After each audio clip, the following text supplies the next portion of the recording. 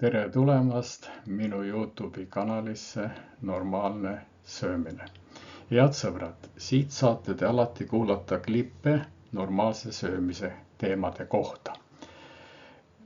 Kuid minu käest on küsitud niimoodi, et ole ja räägi ka nendest päevas tehtavatest sammudest.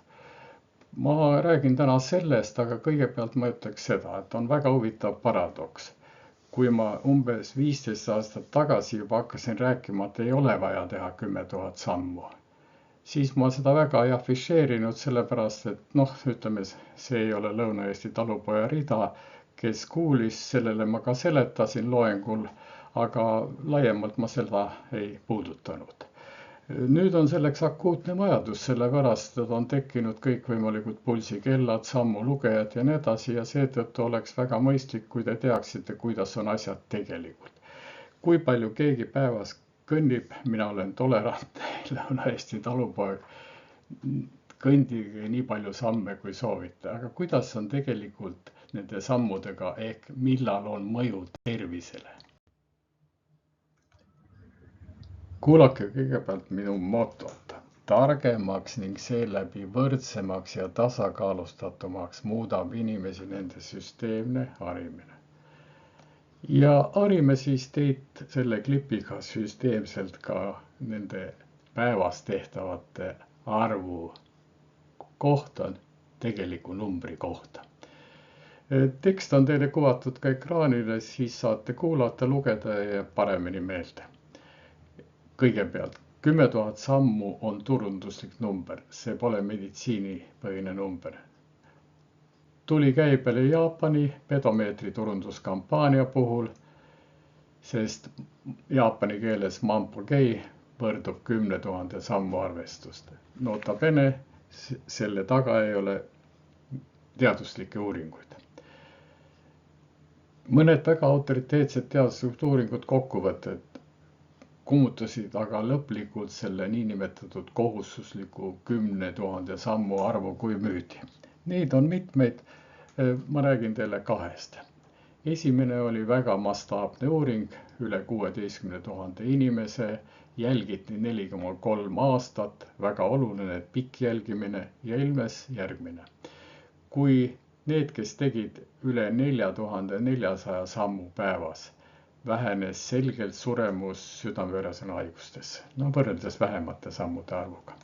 Risk vähenes edasi aga kuni 7500 sammuni. Ja nüüd pange tähele, üle selle ei olnud ei lisakasu eluea või siis ka tervise mõttes. Ja teiseks, sammude intensiivsus, kas neid tehti kiiresti või aeglaselt, ei olnud iseseisev mõjufaktor. Lihtsalt teadmiseks teile ja sõbrad, et see ajakiri, kus see väga tugev töö publitseeriti, on üks teadusajakirjade absoluutsetest tippudest. Järelikult seal ilmuv uuring on väga tugev ja väga selgelt respekteeritud. Nüüd edasi, metaanalüüsid. Metaanalüüsid on sellised asjad, kus väga teaduspõhiselt võetakse ette väga tugevad tööd, neid analüüsitakse ja tehakse siis summaarne süsteemne järeldus. Ja mis siis on tehtud? Öeldakse, et optimaalne sammude arv, mis seostub madalama südame-veresoonkonna haigestumise ja suremusega, on 6000 kuni 8000 sammu päevas keskealiste eakate jaoks. Väga õige, tuletan meelde, olen rääkinud kogu aeg sellest.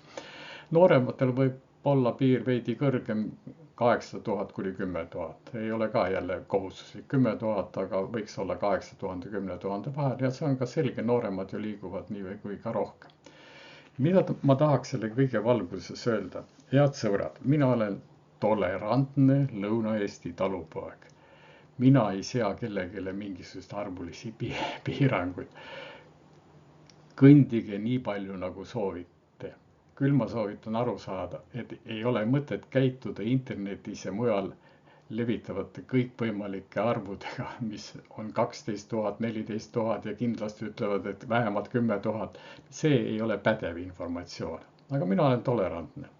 Küll ma tahaks seda öelda, et kui teie ei ole normaalne sööja, see tähendab, enamikel päevadel võiks olla normaalne sööja, siis te võite ka need 6000-8000 sammu täis kõndida. No ütleme seal 7000 umbes oleks selline loogiline arv, siis tegeliku väga tugev efekti ei tule.